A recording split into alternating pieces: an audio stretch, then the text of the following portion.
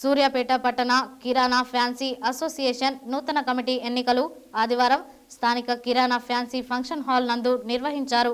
Committee నూతన అధ్యక్షులుగా వెన్న రామచంద్రారెడ్డిని సభ్యులు ఏకగ్రీవంగా ఎన్నుకున్నారు.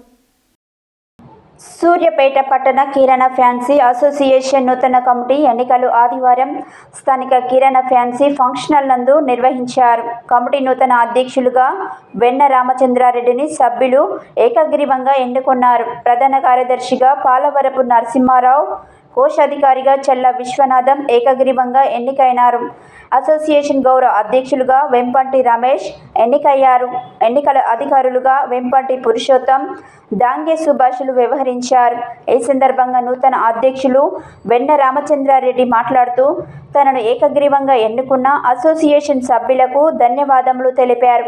కిరాణా ఫ్యాన్సీ వర్తకుల సమస్యల పరిష్కారం కోసం తన వంతు కృషి చేస్తానని అన్నారు. మిగిలిన కమిటీని త్వరలోనే నియమిస్తామని అన్నారు. ఈ కార్యక్రమంలో ప్రస్తుత కమిటీ అధ్యక్షులు బొమ్మడి లక్ష్మీనారాయణ, గౌరవ అధ్యక్షులు సవరాల సత్యనారాయణ, పెద్ద సంఖ్యలో వ్యాపారులు పాల్గొన్నారు.